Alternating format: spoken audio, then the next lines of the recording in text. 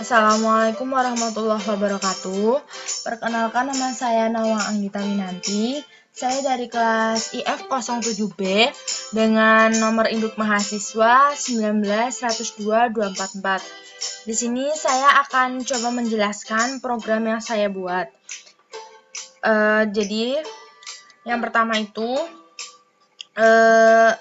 program ini tuh sebenarnya diminta untuk kita bisa memisahkan beberapa nilai yang nanti kita list. Jadi ada list pertama atau list ke-1 dan list kedua. Nah, nanti di akhir juga kita harus bisa menggabungkan kedua list itu dengan cara dicampur gitu. Jadi misal yang pertama itu list yang pertama, yang kedua itu nanti list yang kedua, yang ketiga list pertama, dan begitu selanjutnya kayak selang-seling. Nah, saya langsung aja. Yang pertama ini ada include iostream. Kalau menurut saya, include iostream itu berfungsi sebagai sebuah instruksi untuk memanggil file header. Nah, file header tersebut itu seperti fungsi input, yaitu cin, dan fungsi output, yaitu cout. Nah, terus di bawahnya include iostream itu ada using namespace std. Kalau using namespace std itu setahu saya adalah salah satu instruksi yang dapat kita berikan kepada aplikasi compiler terkait penggunaan fungsi dalam sebuah kerangka yang sama. Lalu ada inMain. InMain ini itu fungsi utama dari sebuah kode bahasa C. Nah, lalu di bawah inMain itu ada integer n. Integer n di sini itu sama dengan 6. Jadi di situ tuh menjelaskan bahwa itu tuh kayak kita menentukan panjang array. Jadi kita pinginnya nanti hanya sampai 6 aja panjangnya, jumlahnya hanya sampai 6, nggak lebih dari 6. Nah, di bawahnya ada integer x yang dalam kurung n. Jadi ini tuh x-nya itu tuh adalah isi dari n-nya itu loh. Jadi misal n-nya kan ada 6. Nah, x-nya itu dia tuh isinya. Jadi ada berapa aja, ada angka berapa aja.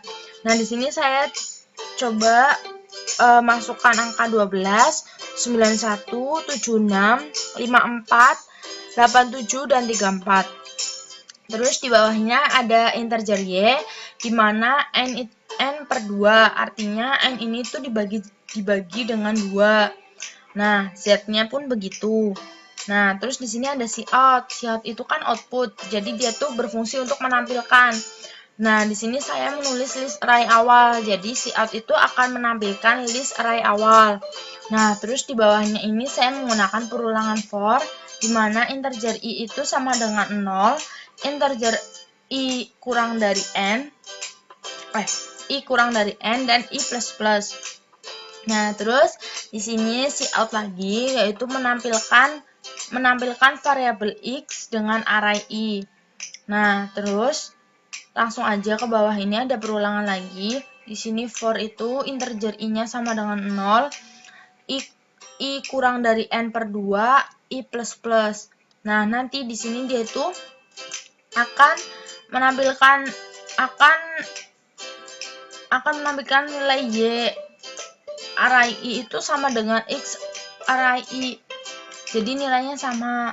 Jadi nanti di sini tuh akan menampilkan nilai awalnya yaitu 12, 91, 76, 54, 87, 34. Nah, terus untuk yang ini cout atau menampilkan list array L1, dia itu akan menampilkan list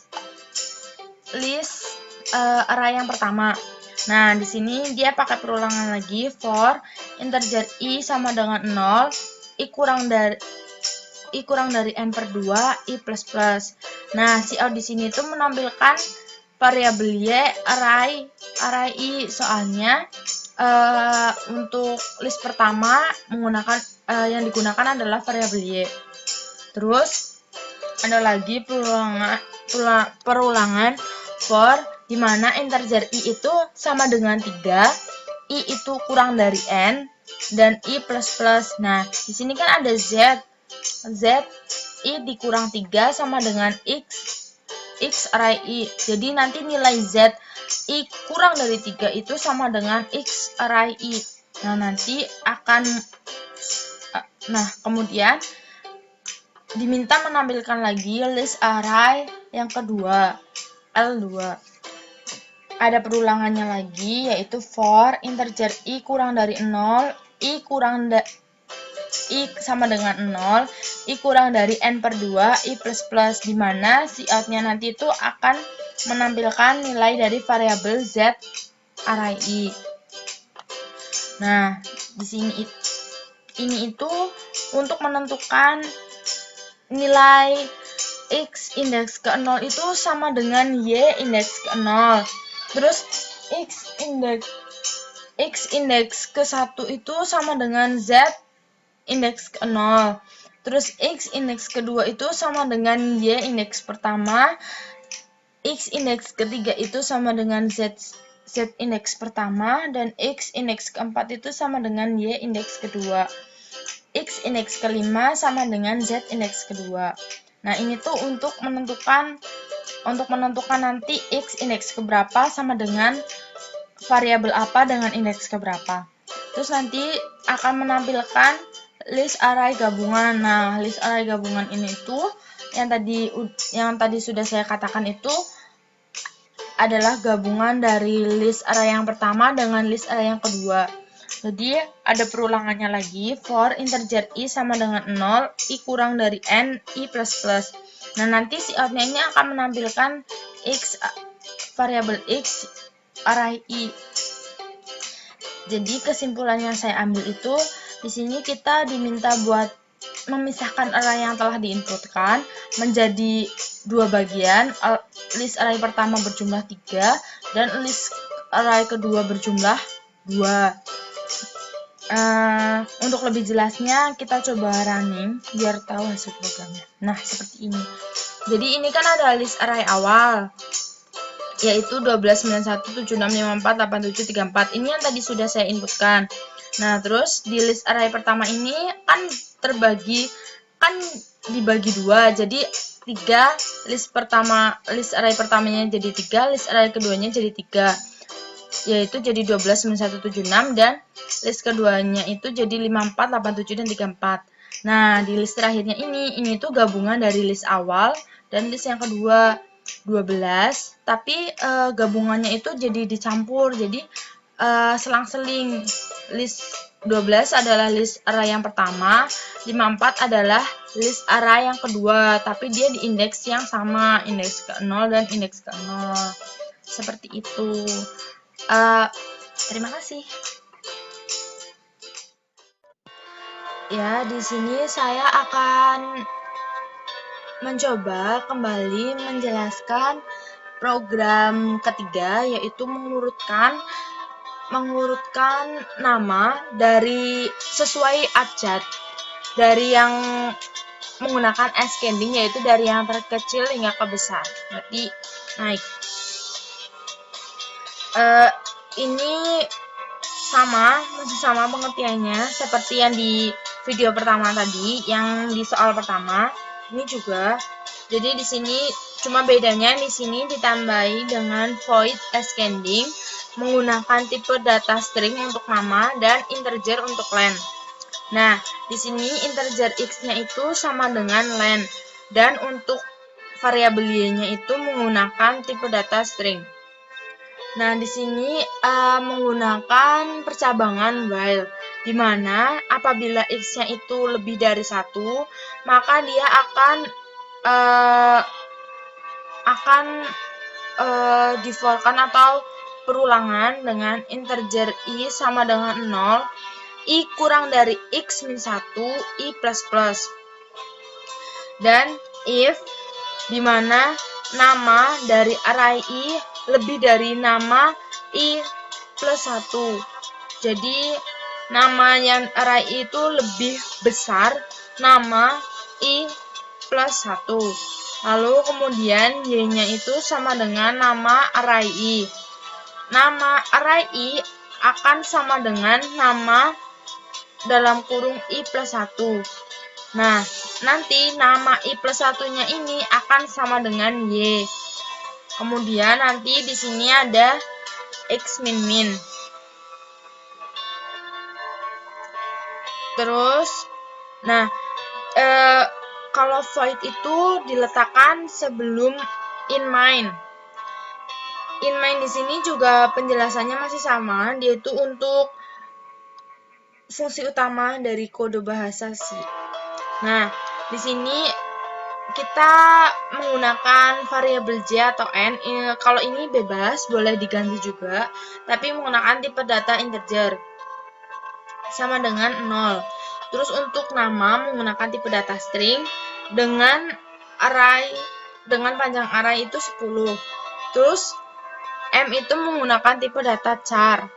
Nah, terus nanti di bagian inputnya itu ada tampilan masukkan nama ke N itu misal seperti arraynya, misal N-nya kan itu dimulai dari 0, berarti nanti dia masukkan nama ke 0, terus C-nya itu C nama dari N, array N, terus kemudian akan menampilkan cout, atau dia itu akan menampilkan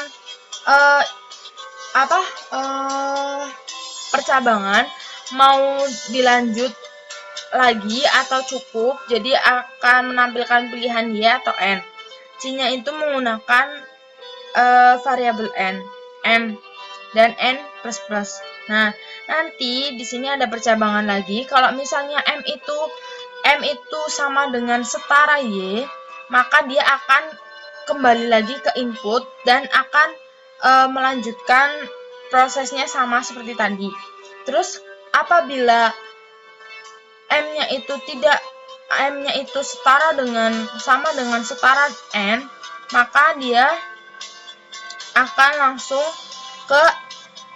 langsung menampilkan outputnya.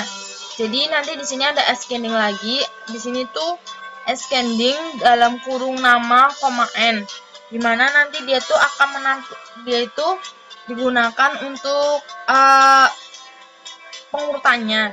Jadi misal ada perulangan lagi, for integer I sama dengan 0, I kurang dari N, I++. Nah, untuk cout-nya nanti itu dia akan menampilkan nama array ke I. Untuk lebih jelasnya jalannya program bisa diranin. Nah, misalnya kan ini ada masukkan nama ke 0. Misalnya kita masukkan nama Zidan. Saya memilih Y untuk lanjut lagi. Terus masukkan nama ini tuh ke 0 itu untuk kayak tadi soalnya kan kita memasukkan N itu sama dengan 0, jadi dimulai dari 0. Terus ini masukkan nama ke 1, misalnya Dani, lanjut lagi Y. Terus nama kedua itu coba kita masukkan Sena, lanjut lagi. Nama ketiganya itu nama ketiga, tapi nama ketiga untuk indeks dan keempat untuk dihitung manual. Jadi yang ketiga itu misal Beni, dan kita lanjut lagi satu lagi, dan ini misal Ajeng. Nah, ini misalnya kita memilih no ya, N. Nah, di sini dia akan mengurutkan dari yang terkecil yaitu Ajeng, B untuk Beni, Dani, Sena, dan Zidan. Ya, cukup sekian video penjelasan dari saya. Apabila ada kesalahan, ada penjelasan yang kurang jelas, ada tutur kata yang mungkin keliru dan sulit dipahami, saya mohon maaf karena saya juga masih belajar, dan terima kasih untuk pengertiannya. Terima kasih sudah mau menyimak. Sekian, wassalamualaikum warahmatullahi wabarakatuh.